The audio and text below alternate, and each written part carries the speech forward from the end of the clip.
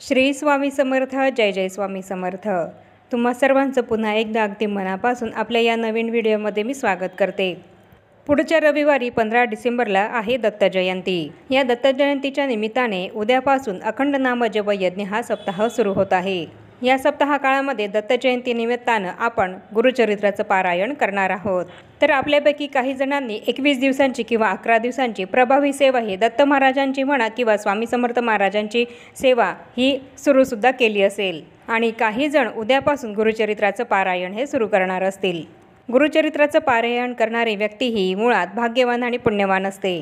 गुरुचरित्राचं पारायण करणं ही दत्त महाराजांची खूप मोठी प्रभावी सेवा आहे आणि ही सेवा केल्याने बऱ्याच जणांना खूप छान अनुभवसुद्धा आलेले आहेत. गुरुचरित्राचं पारायण केल्यानंतर या सेवेची प्रचिती प्रत्येक भक्ताला येतच असते आणि म्हणूनच बरेच जण दत्तजयंती निमित्तानं गुरुचरित्राचं पारायण हे करत असतात. आपल्या घरामध्ये सकारात्मक बदल हा घडून यावा, आपल्या घरात सुख शांती समृद्धी येण्यासाठी आणि आपल्या संपूर्ण घराची प्रगती होण्यासाठी तसंच प्रखर पितृदोष वास्तुदोष दूर होण्यासाठी गुरुचरित्राचं पारायण आपण आपल्या घरी करत असतो. गुरुचरित्राचं पारायण केल्याने आपल्या सर्व इच्छा मनोकामना या पूर्ण होतात आणि म्हणूनच ज्यांना शक्य आहे तर त्यांनी गुरुचरित्राचं पारायण हे उद्यापासून नक्की करावं. पण बरेच जण असे सुद्धा आहेत की त्यांना वेळेअभावी जॉबमुळे किंवा घरात लहान मुलं आहेत किंवा गुरुचरित्र पारायण करताना त्याचे नियम पाळणं हे काही शक्य नाही आणि गुरुचरित्राचं पारायण करण्यासाठी किमान 2 तास तरी हे लागत असतात आणि मग इतका वेळही जर तुमच्याकडे नसेल तर वेळेअभावी किंवा इतर काही कारणांमुळे गुरुचरित्राचं पारायण करायचं आहे पण काही ना काही अडचणींमुळे गुरुचरित्राचं पारायण करणं त्यांना शक्य नाही. पण मनापासून आतून खूप इच्छा आहे की दत्त जयंती निमित्तानं आपल्याला दत्त महाराजांची काहीतरी प्रभावी सेवाही करायची आहे. मग अशा वेळेस अशा व्यक्तींनी कोणती दत्त महाराजांची प्रभावी सेवाही करायची आहे, कोणती साधी सोपी सेवा आपल्याला दत्त महाराजांची दत्त जयंती निमित्तानं करायची आहे की ही सेवा केल्याने आपल्याला गुरुचरित्राचं पारायण केल्याचं पुण्यफळ हे मिळणार आहे, याबद्दलच संपूर्ण माहिती मी तुम्हाला आपल्या आजच्या या व्हिडिओमध्ये सांगणार आहे. त्यामुळे तुम्हालाही जर गुरुचरित्राचं पारायण करता येत नसेल पण तुमच्या मनामधून खूप इच्छा आहे तुमची की काहीतरी आपण दत्त महाराजांची सेवा ही या दत्त जयंती निमित्तानं आपल्याकडून घडली पाहिजे असं जर तुम्हाला वाटत असेल तर मग तुम्हाला मी आजच्या या व्हिडिओमध्ये दत्त महाराजांची एक प्रभावी सेवाही सांगणार आहे आणि ही सेवा तुम्ही करायची आहे. तर ही सेवा कोणती आहे आणि ही सेवा आपल्याला कशी करायची आहे हे जाणून घेण्यासाठी हा महत्त्वपूर्ण व्हिडिओ तुम्ही शेवटपर्यंत नक्की बघा आणि तसंच सांगितलेली सेवासुद्धा नक्की करा. यामुळे गुरुचरित्राचं पारायण केल्याचं पुण्यफळ हे तुम्हाला मिळेल. चला तर मग आता आपण हे जाणून घेऊया की आपल्याला कोणती दत्त महाराजांची प्रभावी सेवा दत्त जयंती निमित्तानं या 7 दिवसांमध्ये करायची आहे आणि या सेवेला आपल्याला उद्या 9 तारखेपासून सोमवारपासून सुरुवात करायची आहे. तर ही सेवा आपल्याला 15 डिसेंबरपर्यंत करायची आहे.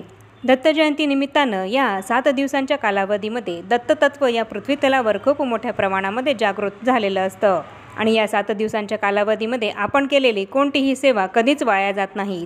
दत्त जयंतीच्या या सप्ताहाच्या कालावधीमध्ये दत्ततत्व खूप मोठ्या प्रमाणात जागृत झालेलं असतं आणि दत्ततत्वाच्या लहरीसुद्धा खूप मोठ्या प्रमाणामध्ये सकारात्मक ऊर्जेने निर्माण झालेल्या असतात आणि अशा कालावधीमध्ये जर आपण दत्त महाराजांची कोणती का होईना तोडकी मोडकी जी काही सेवा ही करू, मग तुम्ही अगदी 5 मिनिटाची सेवा जरी दत्त जयंती निमित्तानं स्वामी महाराजांची म्हणा किंवा दत्त महाराजांची अगदी मनोभावे पूर्ण श्रद्धेने भक्तिभावाने आणि विश्वासाने केली तर त्याचे फळ हे तुम्हाला नक्कीच दत्त महाराज स्वामी महाराज देत असतात. संकटामध्ये स्वामी महाराज दत्त महाराज आपल्याला कधीही एकटं सोडत नाहीत. आपण केलेल्या सेवेचं फळ दत्त महाराज स्वामी महाराज आपल्याला नक्की देतात. ज्या वेळेस आपण एखाद्या संकटामध्ये सापडतो तर तेव्हा त्या संकटामध्ये आपण या सप्ताहाच्या कालावधीमध्ये जी काही सेवा केलेली असते तर त्या सेवेचे फळ म्हणून त्या संकटातून आपण अलगद बाहेर निघत असतो. ज्यावेळेस आपल्याला असं वाटत असतं की आता सगळं काही संपलं आहे तर तिथूनच दत्त महाराज आपल्यासाठी त्या संकटातून बाहेर निघण्याचा नवीन मार्ग हा शोधून देत असतात आणि म्हणूनच या सप्ताहाच्या कालावधीमध्ये तुमच्याकडनं जितकी आणि जशी सेवा होईल तशी सेवा ही दत्त महाराजांची किंवा स्वामी समर्थ महाराजांची नक्की करण्याचा प्रयत्न करा. कारण आपण केलेली सेवा स्वामी समर्थ महाराज दत्त महाराज स्वीकारतात आणि त्या सेवेचं फळ आपल्याला अनंत पटीने परत करत असतात आणि म्हणूनच जरी तुम्हाला गुरुचरित्राचं पारायण करणं शक्य नसेल तरी मग तुम्ही दत्त महाराजांची ही जी काही मी तुम्हाला सेवा सांगणार आहे तर ती नक्की करा. आणि गुरुचरित्राच्या पारायणा इतके कडक नियमसुद्धा या सेवेसाठी नाही आहेत आणि तसंच इतका वेळसुद्धा या सेवेला लागणार नाही आहेत.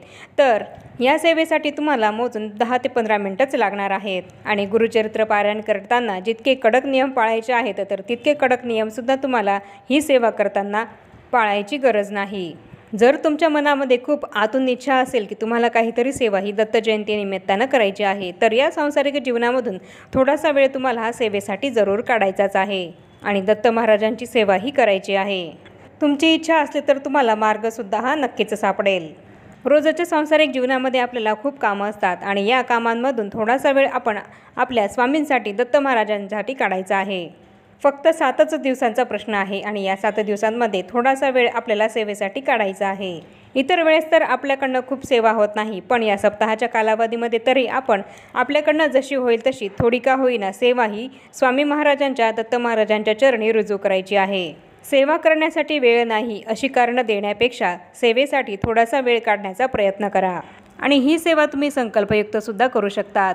तुमची कुठली इच्छा पूर्ण होण्यासाठी जर तुम्हाला सेवा करायची असेल तर तुम्ही सेवेचा संकल्प हा पहिल्याच दिवशी घ्यायचा आहे आणि त्यानंतर ही सेवा 7 दिवस सुरू ठेवायची आहे.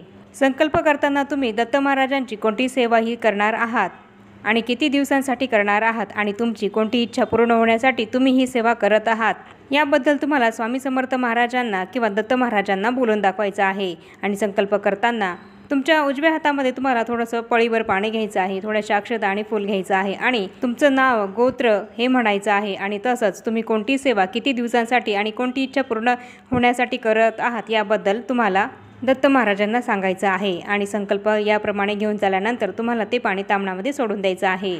आणि तुमच्याकडनं दत्त महाराजांनी ही सेवा पूर्ण करून घ्यावी अशी विनंतीसुद्धा तुम्हाला दत्त महाराजांना करायची आहे.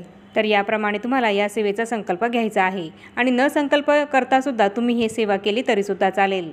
आणि ही सेवा तुम्ही दिवसभरामध्ये तुम्हाला वेळ मिळेल त्या वेळेमध्ये केली तरीसुद्धा चालेल. सकाळी किंवा संध्याकाळी तुमच्या वेळेनुसार तुम्ही ही सेवा करायची आहे. फक्त दुपारी 12 ते 12:30 ही दत्त महाराजांच्या भिक्षेची वेळ असल्याकारणाने ही वेळ आपल्याला सोडून द्यायची आहे.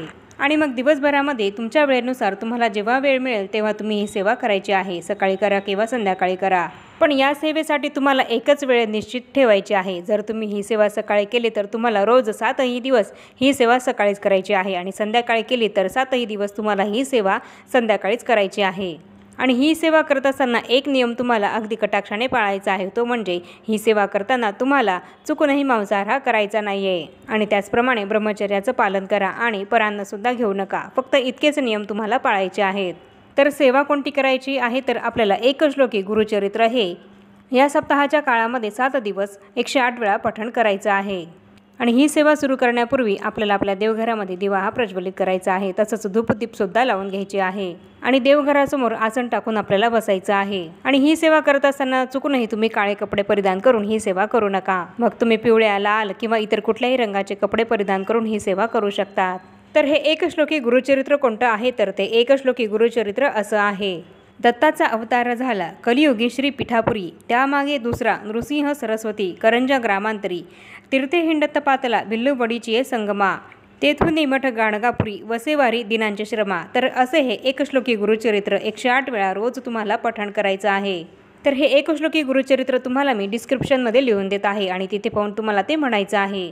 या एकश्लोकी गुरुचरित्रामध्ये संपूर्ण गुरुचरित्राचा सार आहे. त्यामुळे तुम्ही रोज या 7 दिवसांच्या कालावधीमध्ये जरी हे स्तोत्र हा श्लोक पठण केला तरीसुद्धा तुम्हाला गुरुचरित्राचं पारायण केल्याचं पुण्यफळ मिळेल.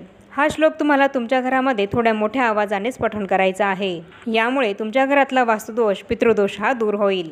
तुमच्यावर दत्तकृपा होऊन तुमच्या घरामध्ये असलेली दुःख, दारिद्र्य, संकट, अडचणी, समस्या या दूर होतील आणि तुमची कठीणातली कठीण इच्छासुद्धा नक्की पूर्ण होईल. आणि या 7 दिवसांच्या कालावधीमध्ये आपल्याला या सेवेमध्ये खंड पडू द्यायचा नाही आहे. अगदी 7ही दिवस हे एकश्लोकी गुरुचरित्र आपल्याला 108 वेळा रोज पठण करायचं आहे. तुम्हाला जर मासिक धर्म असेल किंवा सुतक असेल तर ही सेवा तुम्हाला करता येणार नाही.